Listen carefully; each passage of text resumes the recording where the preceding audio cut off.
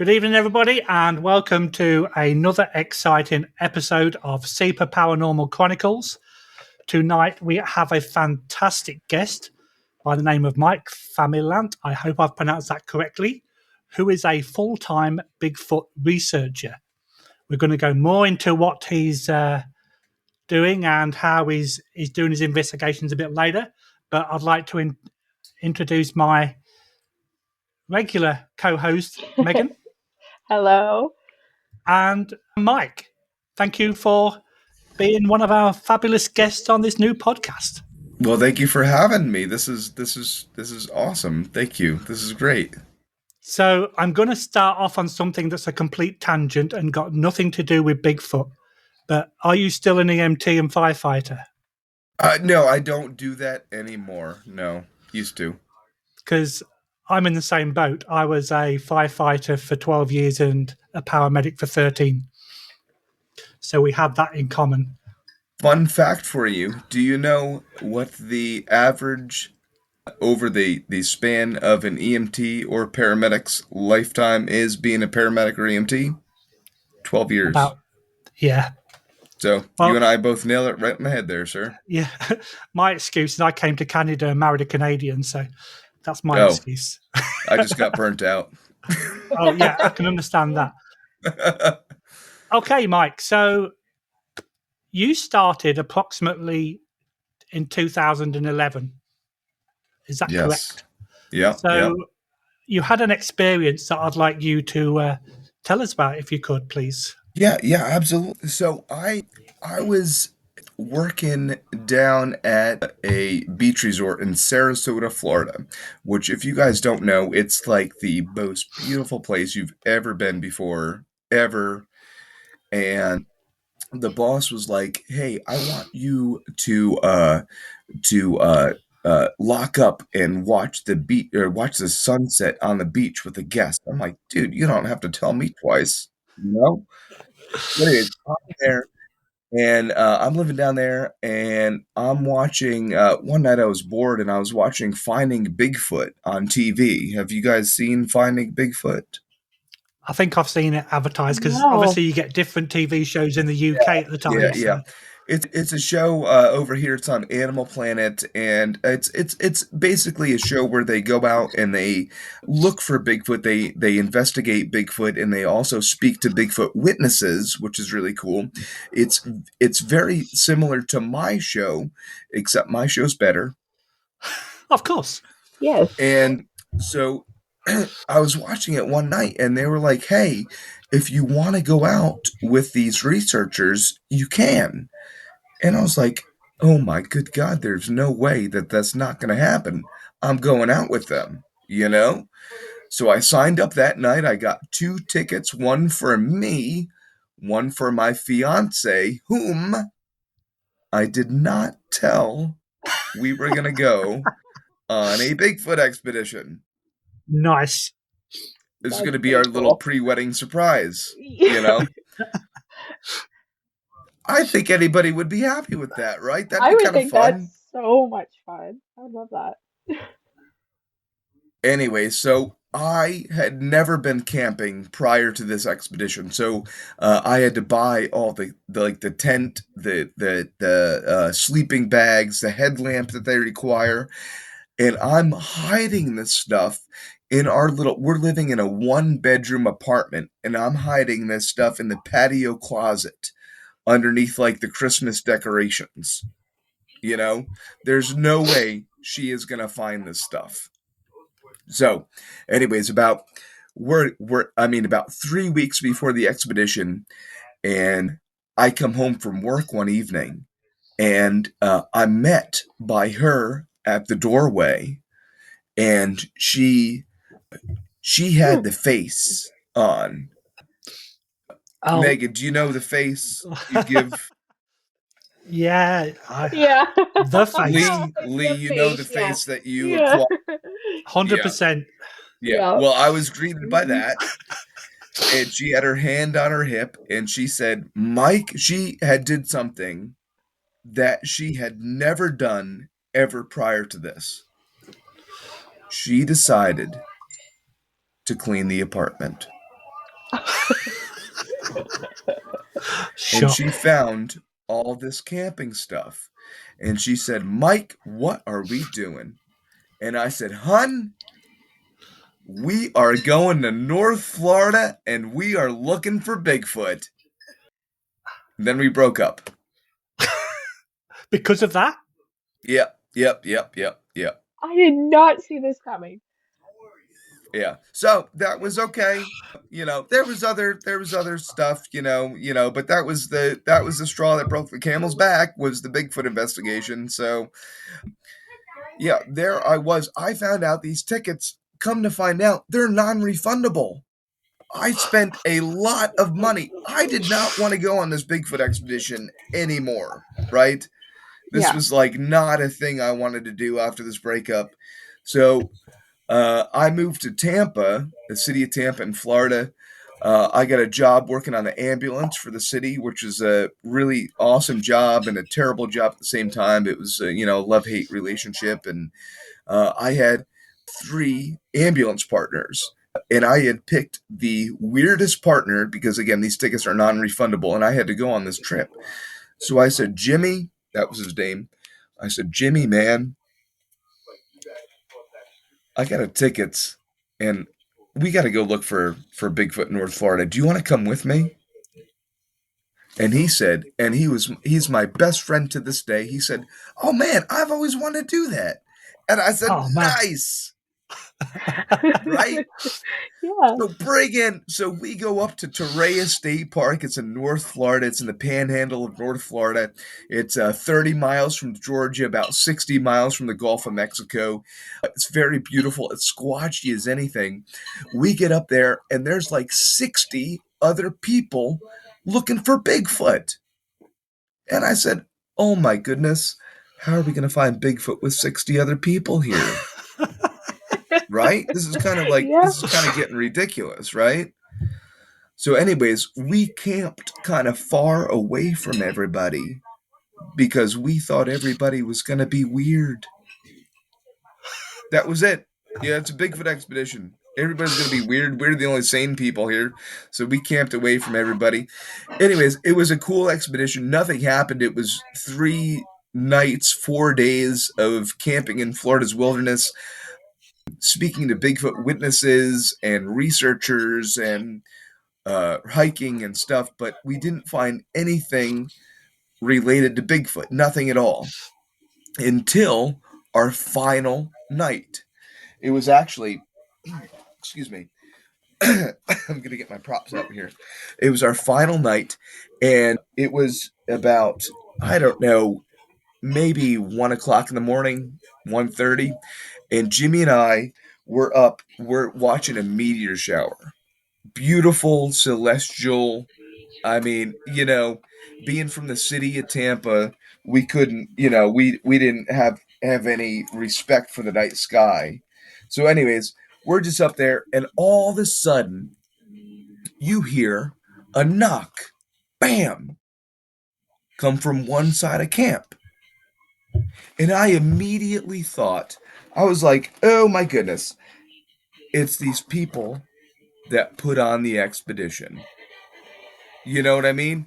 That are Yeah. knocking, it's just, somebody messing with us. It was hoaxers messing with us. So I didn't think twice about it. So I said, okay, whatever. And about 2 minutes later, we hear a knock from the complete opposite side. So I said, oh man, these people got to be pretty good. They got to be hoaxing us really, Yeah. they got to have radio. So Yeah. anyways, about 5 minutes goes by, and all of a sudden, excuse me, you hear come crashing down through the canopy of the pine forest. Plunk, a fist-sized rock. Wow. Now, it was at this point in my life where I said, nope, this is how horror movies start. I am getting out of here. Jimmy was like, well, if you want to sleep in the car, you're more than welcome to sleep. And by the time he said that, I had my sleeping bag and I was just beelining it right to the car. So he comes up to the car and he's like, Mike, listen, man, Bigfoot throw rocks and Bigfoot knock on trees. Like, this is the whole point of why we're here. We're here to look for Bigfoot evidence. And this is what they do. So I'm like, yeah, I suppose you're right, So I went back by the campfire. Over the course of the next 15 minutes, 4 more of these fist-sized rocks come crashing down, land 5 to 10 feet away from us. Wow. Now, my buddy, Jimmy, after about, 20 minutes, he's after this whole is unsettling. He comes up to me and he says, Mike, I got an idea. I'm going to throw a rock back at it. I say, Jimmy, man, I don't think that's the best idea. Typical paramedic move, that is. Yeah, right. Yeah, well, yeah, So he takes a rock, chucks it back in that direction, and I swear to you, a 15-pound laptop-sized boulder came crashing down, landed 5 feet from us. So that was it. And I would be in like New York State by this time. I'd be like, yeah. I'm going home. Yeah, it was a sleepless night. It was a very sleepless night. We went the next morning. We asked our camp neighbors, hey, did anybody see? We had all those camp neighbors. Somebody had to hurry here to see those things. Nobody did. So we wanted to be like all scientific and stuff. So we wanted to measure how close this thing could have been to us. And the closest this thing could have been, 75 yards. So I don't know. Unless Nolan Ryan is out there throwing rocks. I don't know if you guys. Nolan Ryan's a baseball player. For the young people. For the young people, yeah. I'm so used to cricket, you see, not baseball, but. Oh, cricket. I have no idea what cricket even is, sir. No. Remind me to send you instructions. It's really interesting and funny. Send me a YouTube video, actually. That'd be more... Yeah, I'd like that. We can do that, definitely. So after that love-filled night, and another fun fact, you went on a romantic weekend with your buddy Jimmy. I got invited on a honeymoon with a friend of mine that split up a month before his wedding, and he went, I've got 2 tickets. Does this sound familiar? Mike, I've got 2 tickets. Do you want to come to Yugoslavia before everything? On holiday for a week? Yeah. So I went on a guy's honeymoon. So did you find Bigfoot? Funnily enough, no. But we weren't looking for him at the time either. That's cool, though. Yugoslavia sounds like a nice trip. Oh, yeah. It was like 10 cents for a pint of beer, and I was like 17 at the time. It was really cheap, so that was really cool. Nice. So after your initial dirty week, I mean camping weekend, how did you get from there to deciding that I want to make this my entire life? Yeah, it was so we went into that expedition thinking, and this is I want to make this a very important point. We went into this expedition not thinking there was a Bigfoot. We didn't think there. We went into this weekend, we were going to make fun of all these people that thought there was Bigfoot out there. And we left this expedition knowing that there's something capable of throwing a significant sized rock at us in the woods. So that's a significant change of thought process in a 72-hour period. That's a 180-degree change. So leaving this expedition, Jimmy and I made it our personal goal to figure out what was throwing those rocks at us, right? So we started researching everything we could about Bigfoot. I mean, we started talking to all the researchers, every eyewitness we could get our hands on. We started looking into hotspots. And in about a 2-week time frame, we decided that we are now professionals. in 2 weeks. So, cue in Colt Creek State Park. We go out by ourselves because that's the best thing to do, right? And we go into this place called Colt Creek State Park. It's in the Green Swamp in Central Florida. It's really cool. Very squatchy. It's just me and Jimmy, and we get there, and it's one night, and I'm doing Bigfoot calls like it's my job, right? Every 2 feet, I'm doing a Bigfoot call. Anything with a brain would know that there's two idiots running through the woods doing these vocalizations, right? I get it. So anyway, Jimmy is not scared at all because he's got his 6-foot tall machete and his 10 million lumen spotlight that he's got shining through the woods, you know? So anyways, we're about 1.5 miles from camp. All of a sudden, Jimmy's spotlight comes across 2 pairs of reflecting eyes. One pair, fire engine red, just like this. The other pair, aqua blue. Intriguing. So anyways, us, in our infinite wisdom of everything in the woods, we thought it was people. We didn't realize people don't have eye shine, right? We can't see, you know. Yeah. So we start yelling, "Hey! We're just looking for Bigfoot." And there's no reply, just those eyes looking back at us, right? So we think at this time they're poachers illegally poaching animals. And we're like, "Oh man, this is not a good scenario. We're about to get shot right now." So we say, "Hey, we're just going back to camp. It's all good. We'll leave you guys alone." And then the red set turned, looked at the blue set, turned and looked back at us, and then blinked. Another nope moment. We were out of there. Yeah. I don't blame Next day, Jimmy put a notch in the tree. We went back the next day to see, exactly where we saw those eyes, and those eyes were 7.5 feet tall. So, wow, yeah, it was cool. That was the second thing, and then I've been hooked ever since. That is crazy, and it's really funny because when you see the red and the blue eyes, the first thing you do is respond to it, and that's like all these horror flicks where there's a murderer in the kitchen, and the first thing you do is, "Hi, is anybody here?" Sort of like I'll be gone. Yeah. I'll be like, yeah, that was a good intro to a horror movie. You're right. Now that I think about it, yeah. So you could have been one of these famous actors in a horror movie, dead in the first 5 minutes of the movie. Yeah, you're correct. Yeah, I would have been that person. Yeah, at least both of you being paramedics. If one of you got eaten, then you could have tried to save the other, and then you'd have been kind of a hero. But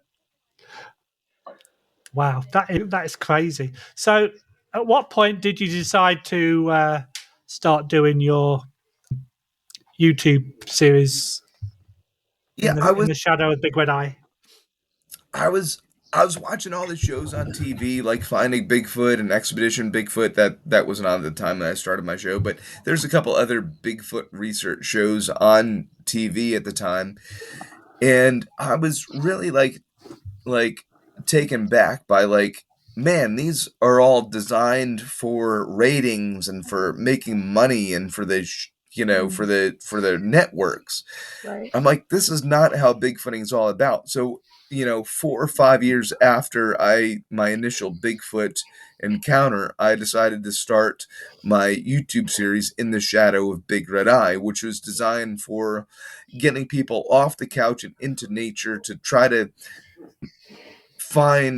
see something that you wouldn't necessarily see sitting on the couch every day. And that's what I've been doing for 9 years now, ever since. So why do you think it's so successful? Because I think you're in your 9th season now. Is that correct? We're filming season 9. We've been doing 9 Yeah. years. It's crazy. Why is it so successful? I think it's because there's no one. I'm the only uh current weekly show on YouTube that's about Bigfoot, so that's cool. Two, I'm not like we kind of just mentioned, I'm not designed for ratings or for making money or anything like that. My show, we don't get good activity every episode. Right. That's not what it's about. It's like I said, it's about getting people off the couch and into nature, and I think that's what people really relate to and find most important about it. Yeah. So one thing that I find intriguing, there's a lot of videos out there that people say are Bigfoot, Yeti, Sasquatch, Mothman, or whichever cryptid you want to talk about. But the first one that was ever caught was the Gimlin video. So you must have seen that how many times? Yeah, hundreds by now, I would imagine. Sure. Yeah, no, I think the Patterson Gimlin is legitimate film? Yes, I do. I have display cast from Cliff Brockman and Dr. Meldrum, respectively, that I've gotten from the day after the film was taken, and then 9 days later, which shows a left and right foot, which is really cool. Wow. You can note some in the video. There's many things that would relate it to be a legitimate video. I think it is. If that's what you were asking, yeah. Yeah, because like I say, that is if you put Bigfoot video into any search engine, pretty much the first one's going to be the Gimlin video. Sure, So yeah. yeah, I think just looking at the video, like Patty or the subject in question, if you will, has a tumor on its thigh. I mean, first of all, in that era, you're not going to make a female Bigfoot costume. And if you are going to, you're not going to put a tumor in its thigh. And then, respectively, you're going to put Bigfoot's hairs, as you could see, patted down as she was swinging her arm back and forth. Very intriguing. yeah, You can watch the video yourself. There's actually a very new stabilized version that just came out, which is really super cool. You can get some very cool detail about that. I like to say, there's the amount of people that have discussed that video, and like you say, if you're going to go into that fine detail, people weren't probably thinking like, let's go into this expert detail at that exact, time in And do you know life. how much it would cost to make a Yeah, costume like that back then? Yeah, you'd It have to would get one of that's a good they said point. it would like the Hollywood movies couldn't do that at that point. That's crazy, isn't it? Yeah. That's crazy. Right, Megan, over to you then. Well, I guess like one big question I have, other than red eyes and blue eyes and everything, what do you find is the most common physical characteristics that witnesses have reported to you or that you've seen? Okay, I just noticed your cat behind you, and that's adorable. There's my Bigfoot. Um, oh, hi, baby. Or small foot, as the case may be. Yeah, well, she's big. She's 15 pounds, so Oh she'll my come with goodness, that's a very big kitty. she'll come with me in the woods. Physical. Excuse me, I'm sorry. That's okay. Physical characteristics of Bigfoot that I've noted. What we look for the most is vocalizations. Okay. That's the best way that we're going to get evidence of Bigfoot.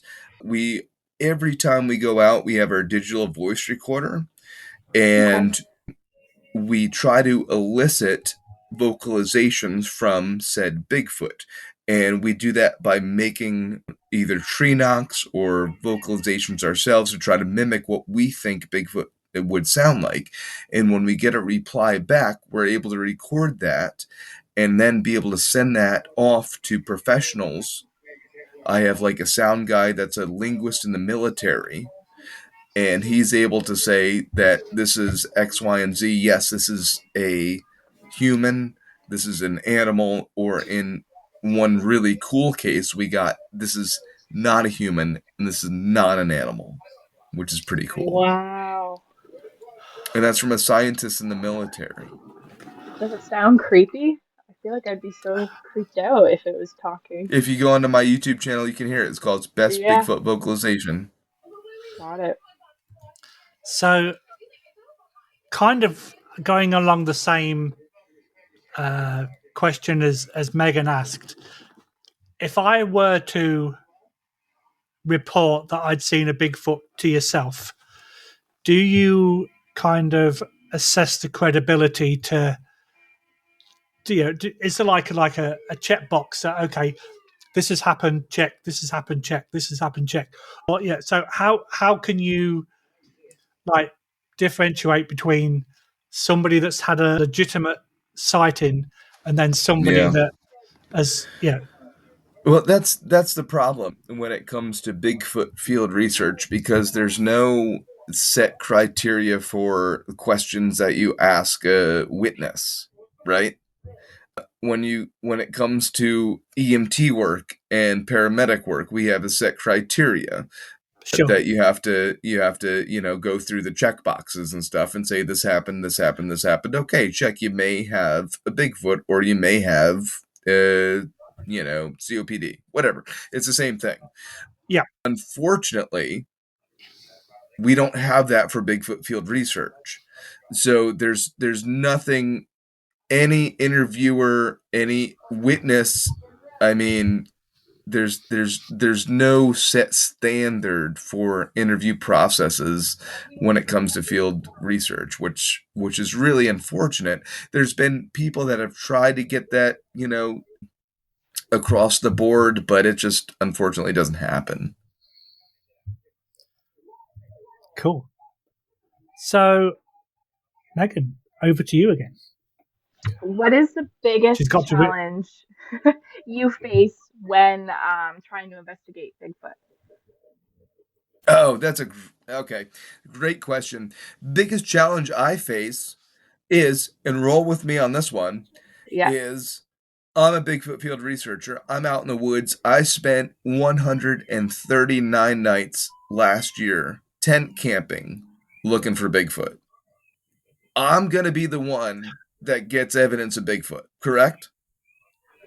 Yeah. Let's just say it. I mean, Yeah. odds Yeah. are in my favor Yeah. that I'm Right. probably going to get evidence over than somebody that's not in the woods at all. So if I get the clearest evidence of Bigfoot, say a 20-second long, hey, I'm shaking hands with Mr. Foot type of thing, Yeah. and I get that on video, right? Yeah. I'm going to be the one that's hoaxing it. That's going to be that's not going to be, I'm the one out there looking for Bigfoot. So of course I'm going to get big evidence of Bigfoot. That's a problem that inherently Bigfoot researchers have. Second problem is, what do we do when we get evidence of Bigfoot? When I get clear and total evidence of Bigfoot, because I think it's going to happen one day. I do think I'm going to be able to see Bigfoot one day. Yep. But what am I going to do with that? I want to do what protects the species most. Preserve the species. I want to protect that species. I want to save that species.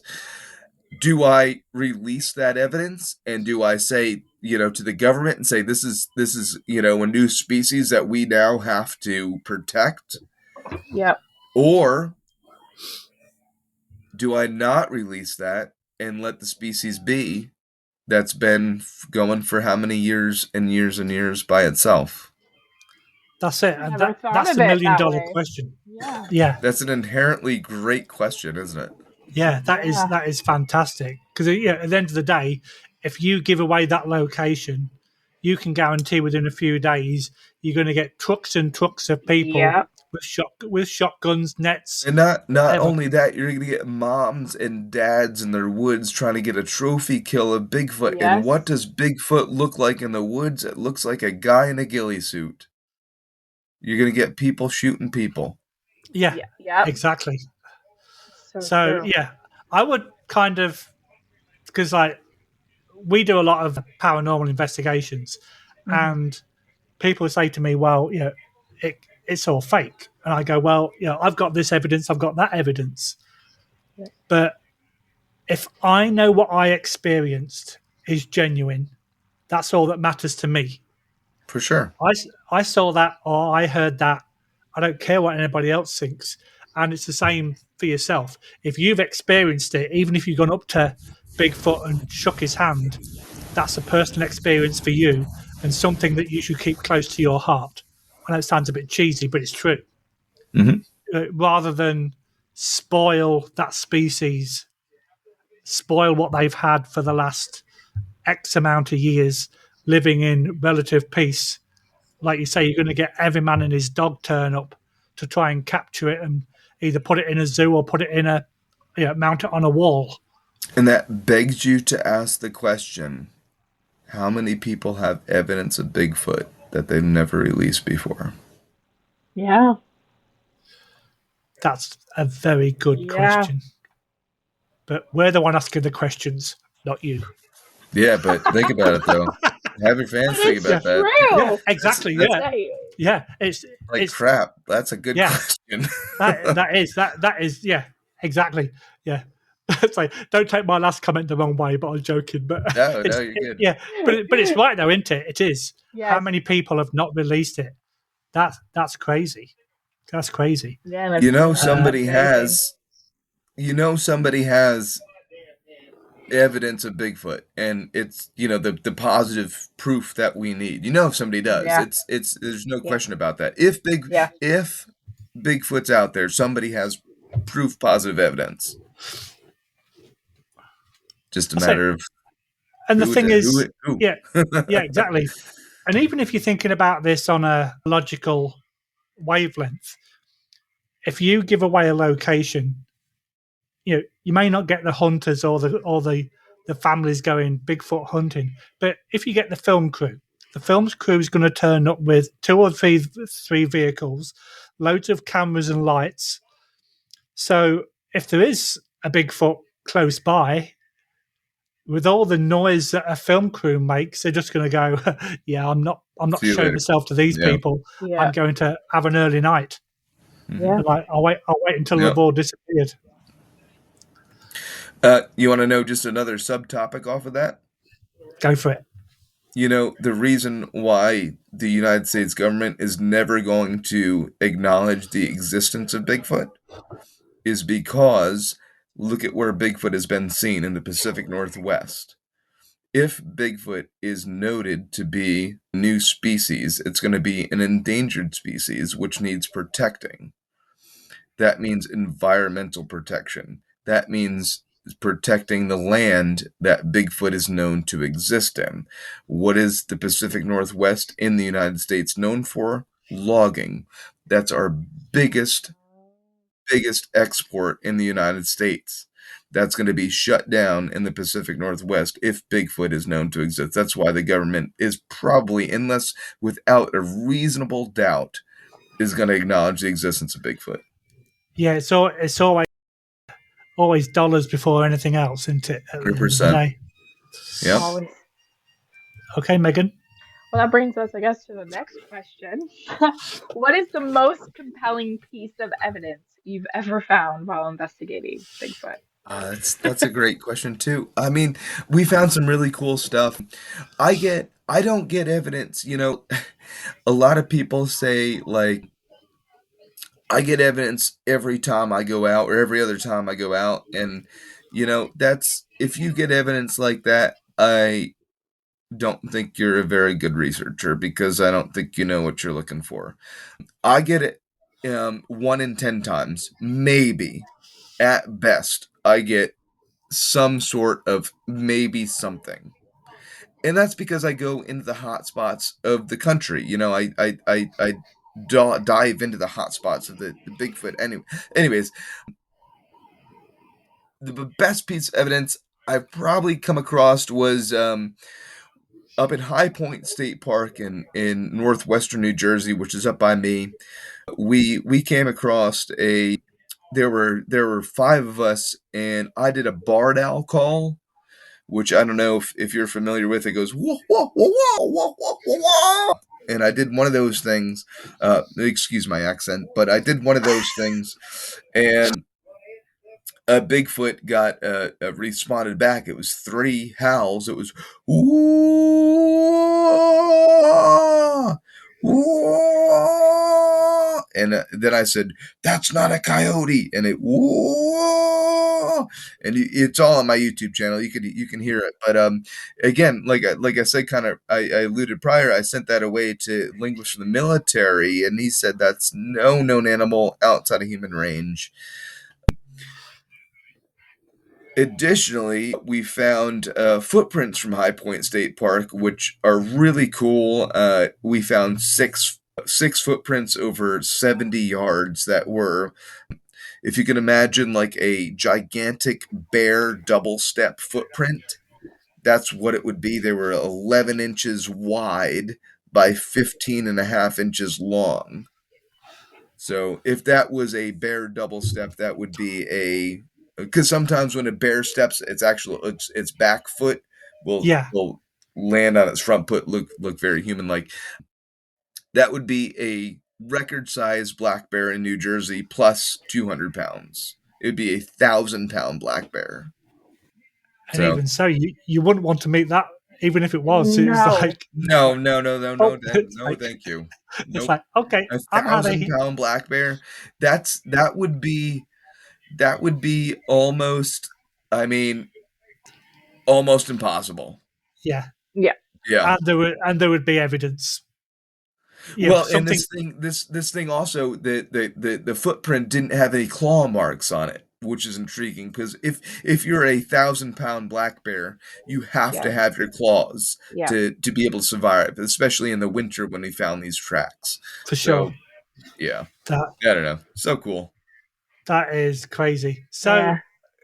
on a similar sort of question, what evidence would you hope to find if you could definitively prove Bigfoot's existence? Like, like you said, footprints, DNA example. What kind of evidence would you really hope to find to say, yes, I've just experienced Bigfoot?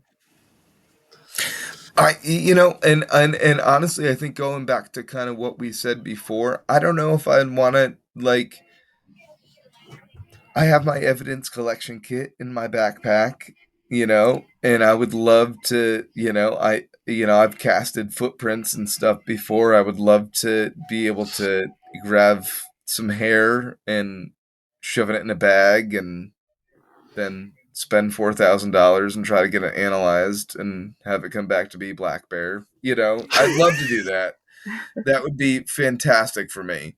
Yeah, The fact is, as Bigfoot field researchers, we are not in it nowadays to look for evidence. We're not in it to look for DNA. It's too expensive. We don't have that kind of money in our pocket yeah, to there's no fund that we can tap into to look, to get our evidence analyzed. So what it comes down to is video, pictures. That's what it comes down to. So yeah, that's what we try to really focus on nowadays when it comes to field research. yeah.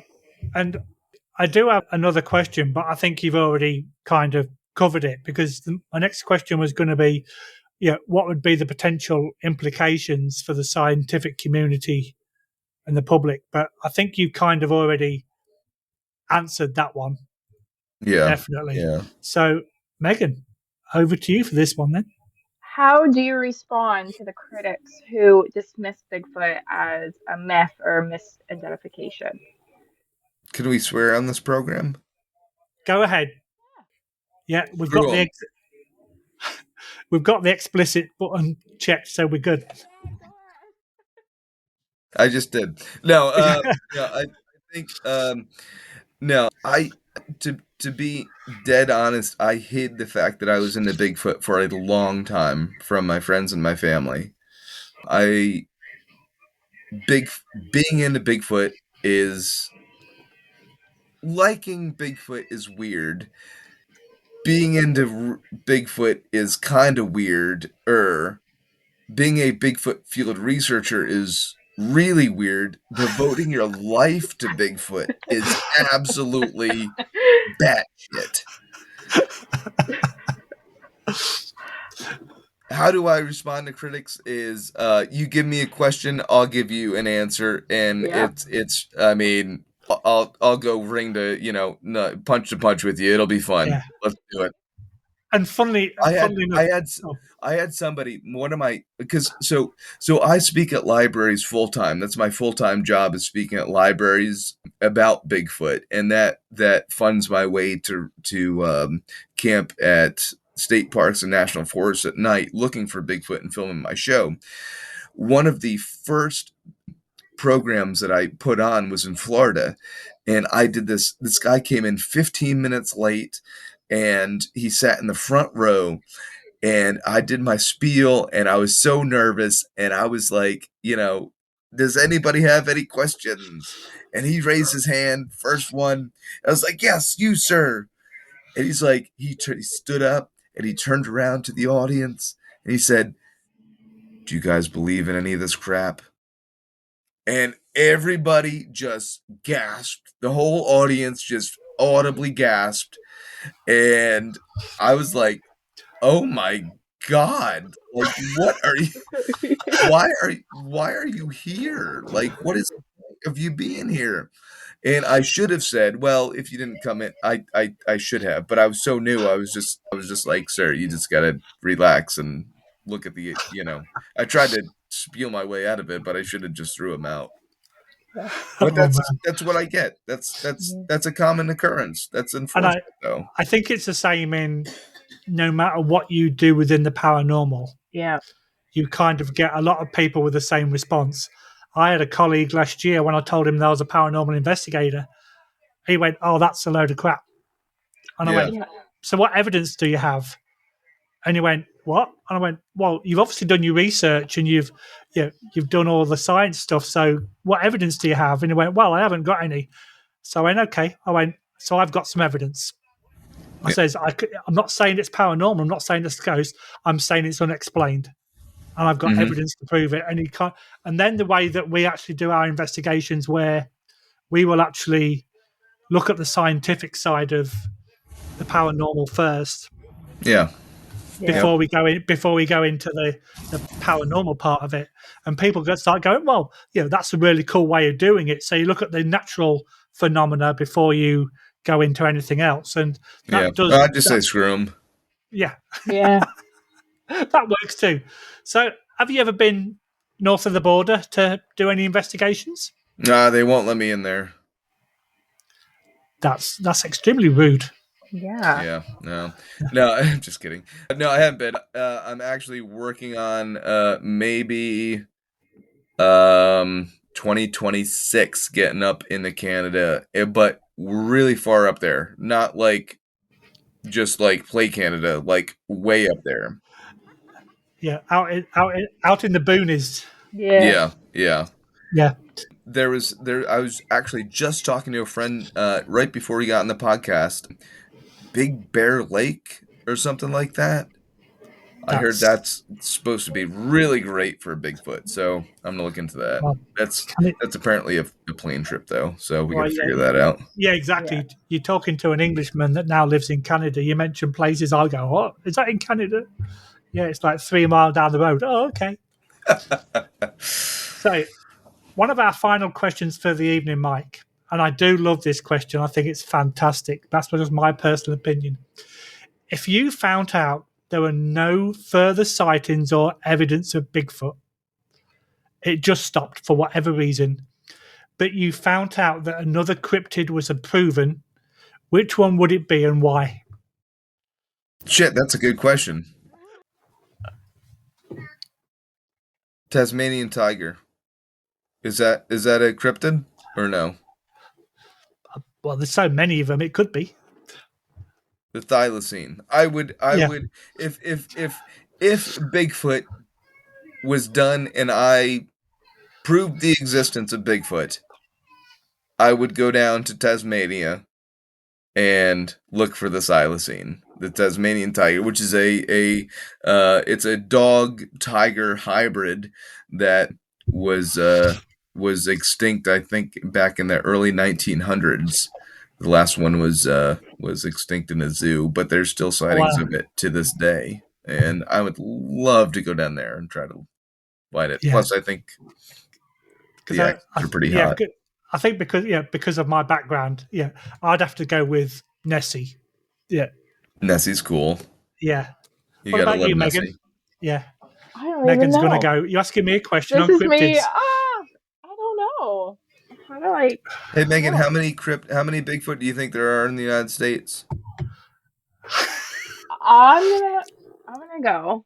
I'm gonna randomly guess 103. There's my guess. 103. That's a good guess. I like it. Very specific. Yeah. So the final question of the evening, unfortunately, because this has been really fun. Is there a it's already question? over. Oh I no. know. Is there a question that you wish we'd ask you and didn't? Oh, that's a good question. Throwing these this is a good this is good. I like this because these are questions I haven't been asked before. No, is there a question? Ask it again. Ask it again. Is there a question you wish we'd have asked you, but we haven't? I mean, I could just spew all my stuff, but there's no reason to do that. If you know if your fans like my stuff, to look it up. I think what I would love to leave everybody at, and kind of like how I leave all my presentations and my speaking appearances at, and I think it's just think of this quote and take it how you may, but if the possibility of Bigfoot or the Loch Ness Monster is far superior to one without. Life with the possibility of Bigfoot or the Loch Ness Monster is far superior to one without. That's the truth. I think that is the perfect end to that podcast. It's a fantastic statement. So, for all you guys that are listening, if you want to follow Mike further, he's got a fantastic YouTube channel called In the Shadow of Big Red Eye. I highly suggest you subscribe to it. Let's get him a lot more followers, and you can hear New more episodes every Monday. Every Monday. Today's Thursday, so we're okay with I'm just checking because like doing these podcasts, you forget what day it is. But Mike, I would like to thank you. You've been an absolute fantastic guest. You come out with some really cool stories, and hopefully we'll come and see you again at a location closer to you, like New Jersey last time when we first met. Absolutely. Thank you, my friend. Megan, Lee, thank you so much. It's been such a fun time. Awesome. Thanks very much. Take care all, and we'll be back soon. Bye, everyone.